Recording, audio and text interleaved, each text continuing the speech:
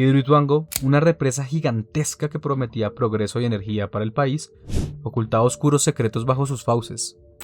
La zona de la represa por décadas fue un cementerio. El río Cauca y sus alrededores habían sido usados como fosas comunes por los grupos armados ilegales. Cientos de personas desaparecidas y víctimas de guerra se encontraban ahí, pero cuando la construcción de Hidroituango avanzó, la verdad fue ignorada. Durante 5 días, la misión de observación constató que en los 12 municipios del megaproyecto estarían los cuerpos de víctimas de desaparición forzadas. Los voceros de la misión señalaron que desde 2014 a 2017 la Fiscalía ha exhumado 159 cuerpos en los mismos 12 municipios sobre la ribera del río. Las autoridades, al igual que la empresa, negaron que los cuerpos de desaparecidos estuvieran en el área al ser inundada. Así que, sin un plan de búsqueda, sin una investigación a fondo, se llenó el embalse. Cientos de cuerpos quedaron sepultados bajo millones de litros de agua. En la tarde del 7 de junio del 2025, el senador y precandidato presidencial Miguel Uribe Turbay, una de las voces más críticas de la derecha, fue atacado en un mitin político en el barrio Modelia de Bogotá. Un menor de edad de tan solo 15 años se acercó y le disparó varias veces. 2 de los proyectiles impactaron en su cráneo, dejándolo herido de gravedad. El joven fue capturado en el acto, confesó a gritos que lo hizo por plata. Después de una lucha de 2 meses en el hospital, el senador no pudo recuperarse de sus heridas. Su fallecimiento, confirmado por su familia, conmocionó al país y a la clase política.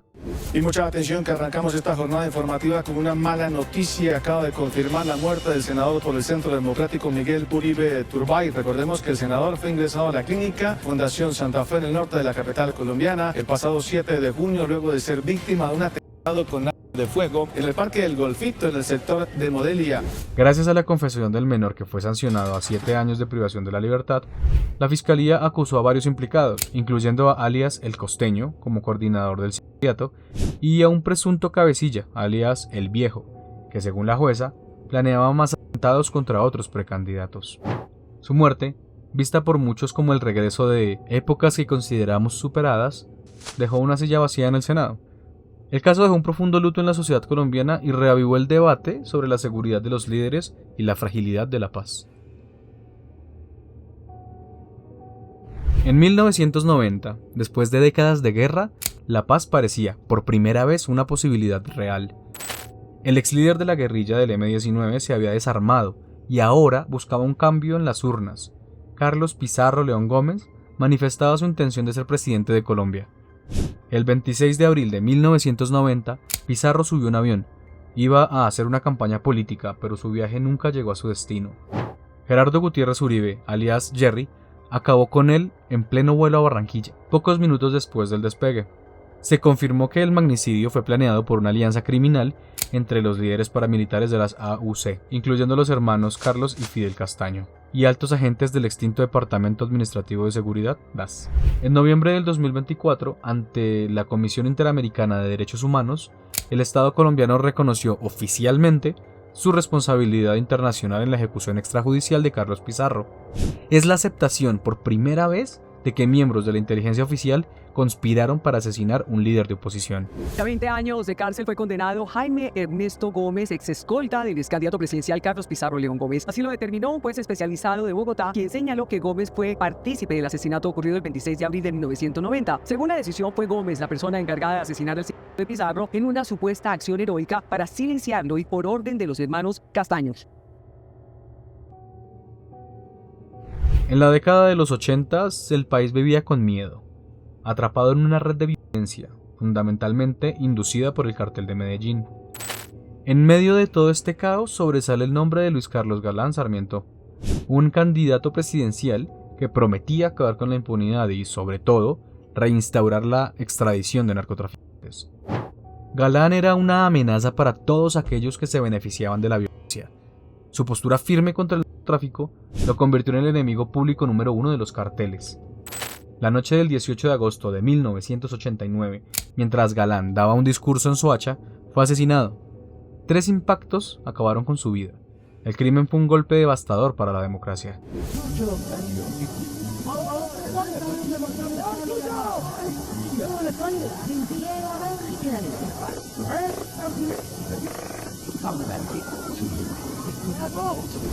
El asesinato desató una guerra total contra el cartel de Medellín.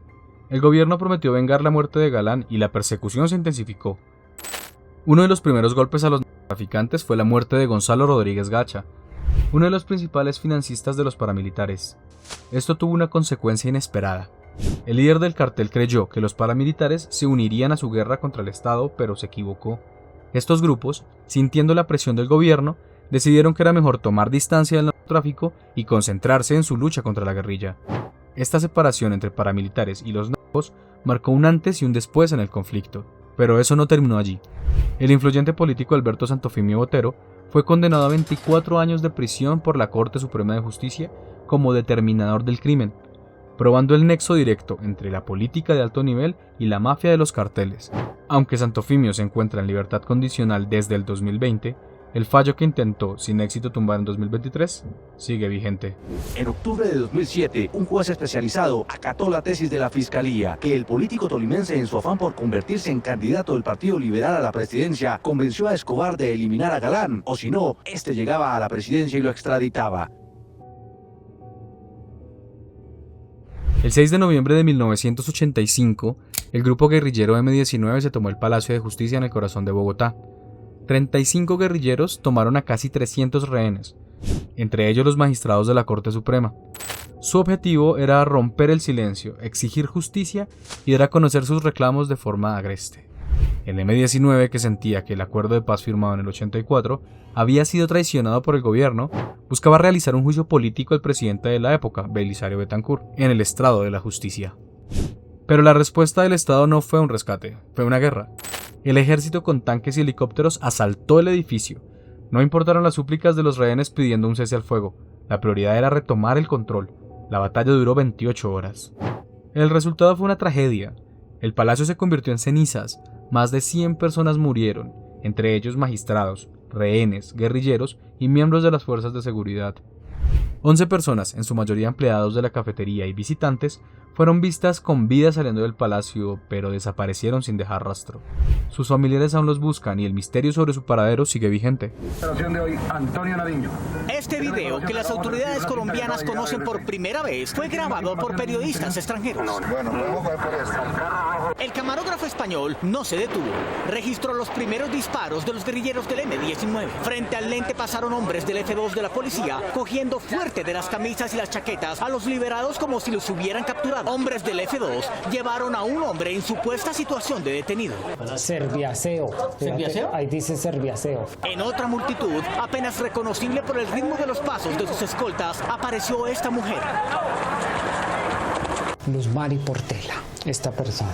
Sin dudarlo, René Guarín afirmó sobre las imágenes que se trataba de Luz Mari Portela, la compañera de su hermana Cristina, que trabajó como cajera en la cafetería del palacio. Luz Mari Portela y Cristina, la hermana de René Guarín, fueron declaradas como desaparecidas hasta el pasado 20 de octubre, cuando Medicina Legal confirmó la identidad de sus restos. Investigaciones y testimonios clave, como los del ex jefe de sicarios de Pablo Escobar, alias Popeye, sugieren fuertemente que el cartel de Medellín financió la toma. Supuestamente el objetivo era destruir los miles de expedientes judiciales que contenían las pruebas para su extradición a Estados Unidos, un objetivo que, de hecho, se cumplió con el incendio del palacio. El M-19 niega rotundamente esta alianza. Argumentan que el propósito real era el mencionado juicio político del presidente Belisario por incumplir el acuerdo de paz. Este caso ya lo tocamos a detalle en un video anterior. En la parte superior te dejamos el enlace para que lo mires. Era el 9 de abril de 1948.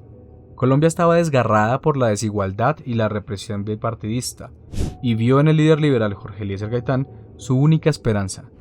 Su popularidad era tal que se decía que ya era presidente, solo faltaba contar los votos. Poco después de la 1 de la tarde, Gaitán salía de su oficina en el centro de Bogotá. Se dirigía a almorzar con sus amigos, pero nunca llegó. Justo en la calle, la historia de Colombia se partió en dos. Un hombre, Juan Roa Sierra, accionó 3 veces a quemarropa. Gaitán cayó al suelo asesinado. La noticia corrió como un incendio forestal. La ciudad, que había visto en él a su salvador, se sumió en un frenesí de rabia. El pueblo no esperó justicia y, en un acto de furia primitiva, la multitud linchó a Roa Sierra en la misma calle, hasta dejarlo irreconocible. Este linchamiento brutal e inmediato fue crucial. Juan Roa Sierra nunca pudo hablar. El asesinato de Gaitán pulverizó la última oportunidad de paz y desató el infierno, lo que se conoció como el Bogotazo. Fue el estallido de la ira popular acumulada por años de desigualdad. Bogotá se convirtió en un campo de batalla, edificios ardiendo, saqueos, iglesias asaltadas y tranvías volcados. Las revueltas se extendieron a otras ciudades y pueblos, marcando un levantamiento nacional.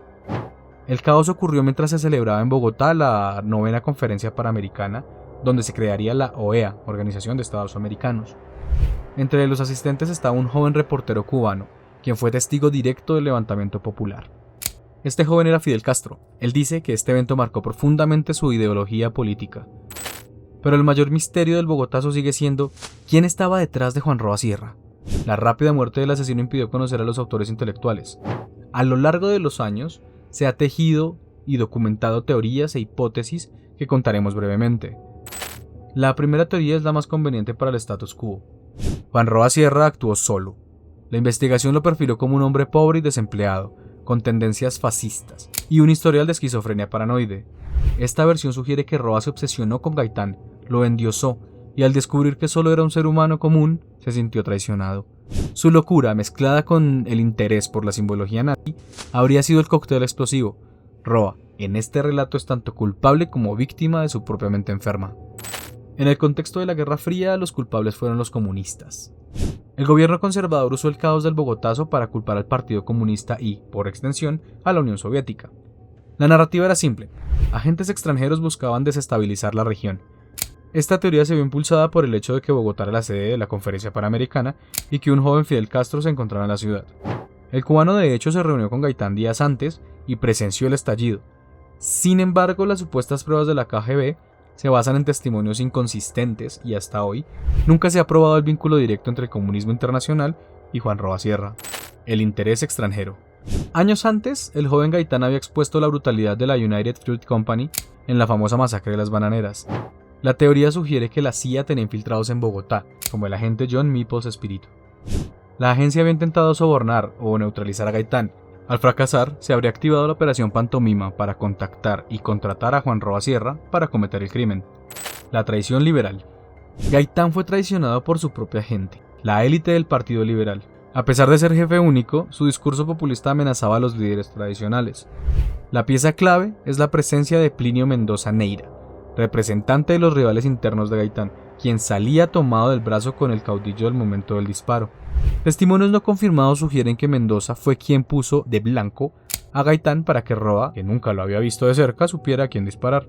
Un crimen de Estado. Se rumora que sectores conservadores infiltraron agentes para llevar a cabo el complot. Un testimonio póstumo sugiere que un agente llamado Pablo Emilio Potes habría confesado ser el verdadero traidor, mientras que Roa Sierra fue solo un chivo expiatorio que debía ser linchado de inmediato.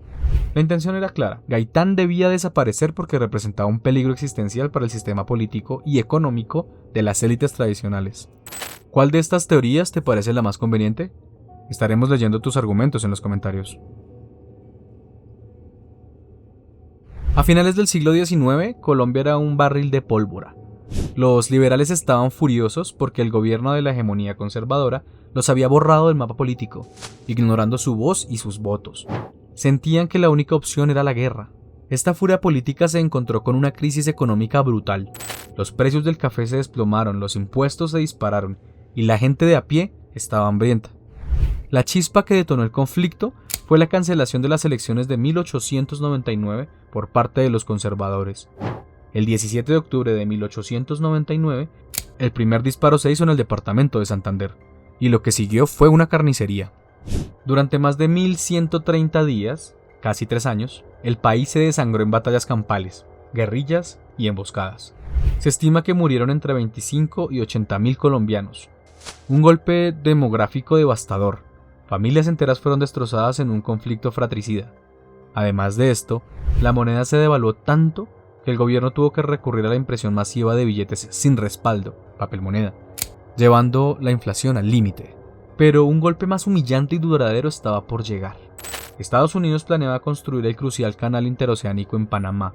Los estadounidenses, cansados de las demoras de Colombia y temerosos de que la inestabilidad política pusiera en riesgo el proyecto, decidieron actuar. Aprovechando la debilidad colombiana, Estados Unidos intervino militarmente en 1903. un año después de que la guerra terminara.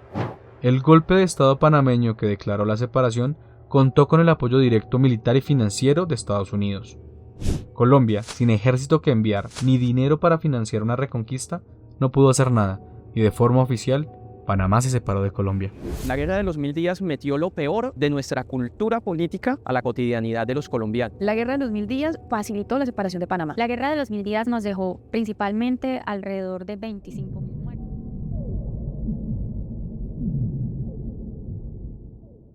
En los años 80 la guerrilla decidió dejar las armas y probar suerte en la política. De este acuerdo con el gobierno nació un movimiento llamado la Unión Patriótica o la UP. La UP se convirtió en un fenómeno político, obtuvieron alcaldías, consejos y escaños en el Congreso, pero la esperanza por encontrar paz duró poco. Ciertos sectores llenos de un odio político profundo no podían tolerar la idea de que exguerrilleros hicieran política. Para ellos, era una amenaza que debía ser eliminada. Lo que vino después fue un exterminio sistemático. En la década de 1980 y 1990, miles de militantes, líderes y simpatizantes de la UP fueron asesinados, desaparecidos o forzados al exilio. Fue una persecución que pulverizó la fe en la vida democrática. Mientras se desarrolló la Unión Patriótica, desde el Estado hubo una actitud por omisión y por acción en muchas ocasiones que determinó asesinatos masivos contra integrantes de la Unión Patriótica y determinó, por supuesto, la conformación de lo que hoy llamamos genocidio. En julio del 2022, la Corte Interamericana de Derechos Humanos condenó al Estado colombiano por el exterminio de la Unión Patriótica. La Corte calificó los hechos como un genocidio y concluyó que el Estado fue responsable de no proteger a más de 6.000 de sus miembros. Este caso ya lo tocamos a detalle en un video anterior. En la parte superior te dejamos el enlace para que lo mires. En el norte de Colombia a finales de la década de 1920, el poder no lo tenía el gobierno, sino la United Fruit Company, un gigante estadounidense con un dominio feudal sobre el banano. Los trabajadores agotados y explotados se unieron en una huelga masiva y pacífica. Sus exigencias eran simples: salarios justos y no ser tratados como esclavos. Lo que siguió fue una huelga masiva y pacífica, que reunió a más de 25.000 personas. El gobierno de la época, aliado con la empresa, los tildó de cuadrilla de malhechores. El ejército fue enviado a la zona y la noche del 5 de diciembre de 1928, en la estación de Ciénaga, el silencio de la noche fue roto por el sonido de las balas. Primero les digo, les doy 5 minutos para que se retire, pero era mucha gente, dice a él. Yo creo que la gente no pensaba que les iban a... Sin previo aviso, las tropas dispararon contra la multitud de hombres, mujeres y niños desarmados. El número de víctimas es un misterio. Algunos mencionan 500, otros mencionan 1000. El gobierno confirmó solo 9 decesos, y los periódicos de la época lo minimizaron. Un joven representante liberal llamado Jorge Eliezer Gaitán tomó el caso. Desde el Congreso investigó, desenterró los hechos y expuso la brutalidad del gobierno y la corrupción de la empresa. El escándalo y la indignación popular desacreditaron al gobierno conservador, allanando el camino para que, 2 años después, el Partido Liberal regresara al poder. Una de las páginas más oscuras de nuestra historia es la de los falsos positivos. En la guerra contra la guerrilla, la presión por mostrar resultados era brutal. Los altos mandos exigían bajas y los militares, para lograr ascensos, condecoraciones y vacaciones, hicieron algo impensable: se convirtieron en asesinos de su propio pueblo. En zonas deprimidas, los militares, actuando en escuadrones, engañaban a jóvenes vulnerables con falsas promesas de trabajo bien pagado. Eran captados a menudo lejos de sus casas, los llevaban a lugares apartados, los asesinaban a sangre fría y luego manipulaban la escena del crimen. Vestían a los civiles con uniformes de combate, les colocaban armas junto al cuerpo y los presentaban al país como guerrilleros muertos en combate. Villamil Rodríguez muestra una cicatriz que le quedó luego de que en 2007 unos soldados colombianos le dispararon a quemarropa. Entonces tenía 17 años, caminaba por una zona rural en El Tarra, región fronteriza con Venezuela, cuando se topó con las tropas que lo retuvieron por unas horas. Cuando caía la noche, 2 soldados descargaron una ráfaga de fusil y él cayó con 2 disparos en el brazo derecho. Yo sentí los tiros, pero yo no perdí conocimiento, no perdí nada. Escuchaba todo lo que ellos por el radio decían. Los oyó decir que habían tenido un enfrentamiento con el Frente 33 de la guerrilla FARC y que necesitaban un helicóptero para recoger el cuerpo. Rodríguez cuenta que contuvo la respiración para no delatarse. Me soltaron la esposa, la pita que me tenían amarrada, trajeron una pistola y me la tiraron ahí al lado, quita la cabeza. Rodríguez pudo aprovechar luego un descuido para deslizarse sobre el barro y escapar. Él es el único campesino que ha sobrevivido a la trama de falsos positivos de los militares en la región colombiana de Catatumbo. Por años, el Estado negó estos crímenes, pero la verdad se impuso por la lucha incansable de las víctimas. La Jurisdicción Especial para la Paz, JEP, ha documentado esta tragedia con cifras aterradoras. Al menos 6.402 víctimas fueron asesinadas de esta manera, aunque la cifra real podría ser mucho mayor. Recuerdo que al mayor Rodríguez incluso creo que estaba operando en el área de Barrancomina y tampoco había dado ningún resultado operacional. Le digo, es que en Barrancomina no hay guerrilla. Usted lo que tiene es que colocar el batallón en línea, dispare, vaya y recoja. Esas eran las expresiones del comandante del ejército. La resistencia de las madres de Soacha, mujeres que lucharon incansablemente para limpiar el nombre de sus hijos desaparecidos y asesinados, se convirtió en un símbolo de la lucha de la justicia en Colombia. Su valentía fue crucial para que esta verdad saliera a la luz, revelando cómo la ambición por las cifras convirtió a miembros del ejército en asesinos de su propio pueblo. Soy hermana de Jaime Castillo Peña, desapareció aquí en Bogotá, apareció en Ocaña Norte de Santander junto con los jóvenes de Soacha. Nuestra lucha no termina y seguiremos adelante para llegar a encontrar a los verdaderos responsables y encontrar y saber quién dio la orden de cometer todos estos crímenes. La historia política de Colombia es tan vasta que un solo video no sería suficiente. Por eso, hemos seleccionado algunos de los casos. Si este video tiene buena acogida, podremos hacer una segunda parte y continuar con este viaje. Si llegaste hasta aquí, gracias por acompañarnos. Comenta "La política colombiana es", seguido por tu opinión. Estaremos felices de leerte, ya que estás ahí, déjanos un like y comentario. Suscríbete para no perderte el próximo video. Feliz noche.